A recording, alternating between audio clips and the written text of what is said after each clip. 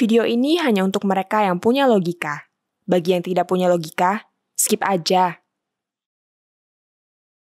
Orang miskin dilarang sakit. Judul buku populer yang ditulis Eko Prasetyo 10 tahun yang lalu ini kembali terlintas di kepala saya ketika mendengar cerita tragis sebuah keluarga di Jember. Ibu di keluarga itu bunuh diri setelah sebelumnya membunuh 2 anak kandungnya yang berusia 7 tahun dan 6 bulan. Diketahui sejak tahun 2018, sang ibu sudah mengalami depresi. Suaminya sempat membawa istrinya berobat rutin ke rumah sakit Dr. Subandi. Di sana ia ditangani oleh dokter jiwa dan rutin meminum obat dari dokter. Namun beberapa bulan yang lalu, pengobatannya terhenti. Sang suami sudah tidak sanggup lagi membayar iuran BPJS. Akibatnya, si istri tidak bisa melanjutkan pengobatan. Dalam kondisi itulah tragedi tersebut terjadi. Cerita-cerita semacam ini bukanlah hal baru. Kita yang adalah bagian dari kelas menengah mungkin tidak pernah mengalami kondisi separah itu. Tapi realitanya ada banyak masyarakat miskin di Indonesia yang tidak seberuntung kita. Mereka tak mampu membiayai asuransi kesehatan yang sebetulnya sangat mereka butuhkan. Memang umumnya dampaknya tidak sedramatis ibu di Jember tadi. Tapi tetap saja ini membuat mereka tak bisa memperoleh layanan kesehatan yang minimal sekalipun yang sebenarnya merupakan hak mereka sebagai warga negara. Skema BPJS yang sekarang berlaku sebenarnya dihadirkan untuk menjawab kebutuhan kaum miskin ini. Dan idealnya memang begitu. Tapi ada satu masalah serius. Untuk bisa mendapat pelayanan BPJS, warga harus membayar iuran BPJS. Dan disinilah pangkal masalah. Banyak orang yang tidak membayar iuran wajib BPJS sehingga mereka tidak tercatat sebagai peserta BPJS. Dan begitu mereka tidak tercatat sebagai peserta BPJS, mereka tidak bisa memperoleh pelayanan kesehatan murah atau bahkan gratis. Karena itu jawabannya hanya satu. Seharusnya semua warga Indonesia bisa memperoleh pelayanan kesehatan dari negara tanpa harus menjadi peserta BPJS. Dan itu sangat realistis untuk dilakukan.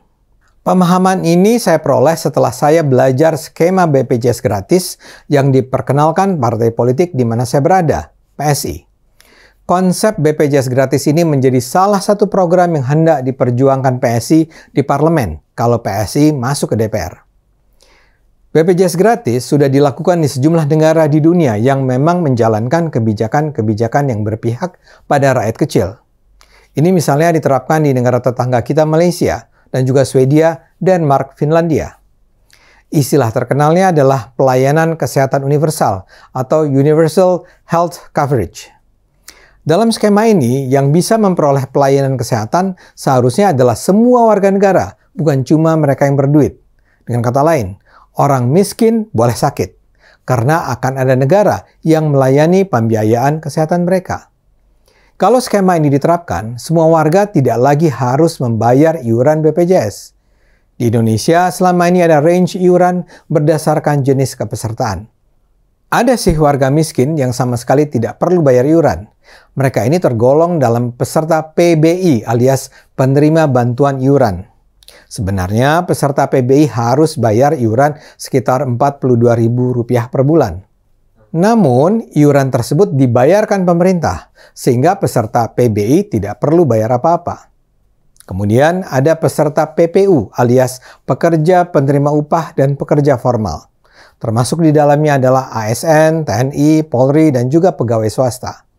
Iurannya 5%, dengan rincian 4% dibayar perusahaan atau lembaga di mana mereka bekerja dan 1% oleh si pegawai sendiri. Batas atasnya sebesar Rp12 juta. Setelah itu ada kelompok peserta sektor informal yang tidak bergaji.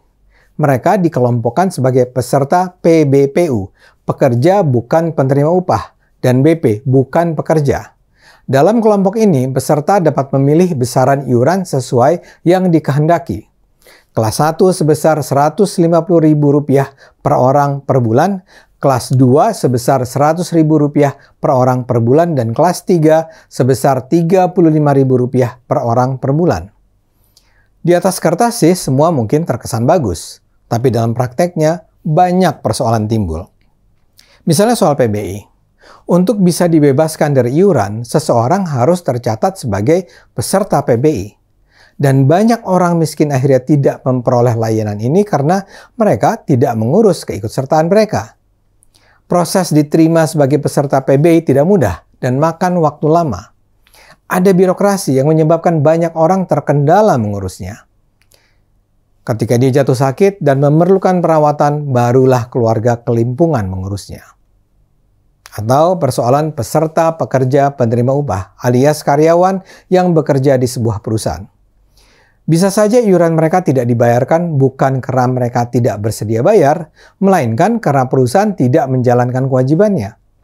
Ini misalnya terungkap dalam kisruh ketenagakerjaan di Rumah Sakit Haji Jakarta yang sedang ramai dibicarakan.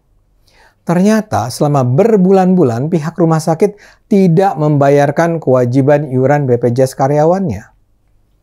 Si karyawan RSHJ baru sadar bahwa dia tidak bisa menggunakan kartu BPJS-nya saat sakit karena dianggap menunggak berbulan-bulan. Kalau kondisinya sudah parah, keterlambatan penanganan sangat mungkin memakan nyawanya. Kasus lain adalah pada pekerja informal. Bisa saja seorang warga di sektor informal semula rajin membayar iuran, tapi kemudian datanglah guncangan tiba-tiba seperti krisis ekonomi atau pandemi COVID. Akibat guncangan itu, dia tidak bisa memenuhi kewajibannya membayar rutin iuran BPJS. Dan ini bisa berlangsung dalam periode waktu yang lama. Akhirnya tunggakannya menumpuk. Saat dia atau anggota keluarganya jatuh sakit, dia harus membayar tunggakan dulu sebelum bisa kembali memperoleh pelayanan BPJS. Hal-hal semacam ini lazim terjadi. Seperti yang bisa Anda pelajari, persoalan utama dengan skema ini ada pada sistem kepesertaan yang berdasarkan iuran. Karena itu, agar semua warga bisa dilayani kesehatannya, faktor iuran harus ditiadakan.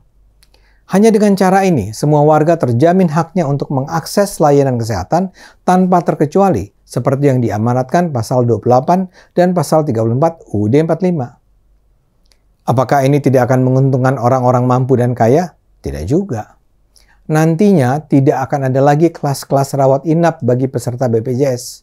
Sekarang ini kan ada kelas rawat inap 1, 2, 3. Kalau skema BPJS gratis diterapkan, hanya akan ada kelas rawat inap standar atau KRIS. Jadi baik Anda orang mampu atau miskin, kelas rawat inapnya ya sama. Saya duga sebagian besar kaum kaya di Indonesia tidak akan bersedia memanfaatkan jasa BPJS karena masalah standar pelayanan ini. Pada akhirnya pertanyaan pamungkasnya adalah, apakah ada dana tersedia untuk membiayai ini semua? Jawabannya sangat ada. Tapi BPJS harusnya tidak melandaskan diri pada iuran. Di semua negara yang sudah menjalankan skema BPJS gratis, sumber dana pelayanan kesehatan universal datang dari dua sumber.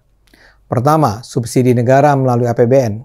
Di negara kita ini sebenarnya sudah diterapkan. Saat ini, tahun ini pemerintah sudah mengeluarkan dana 62 triliun rupiah untuk membiayai peserta PBI. Kedua, yang baru adalah selain APBN, dana BPJS bisa diperoleh melalui pemotongan 1% saja dari pajak pertambahan nilai dan PPN barang mewah. Jadi setiap kali kita berbelanja, ada 1% yang diambil dari harga yang kita bayar untuk membiayai BPJS.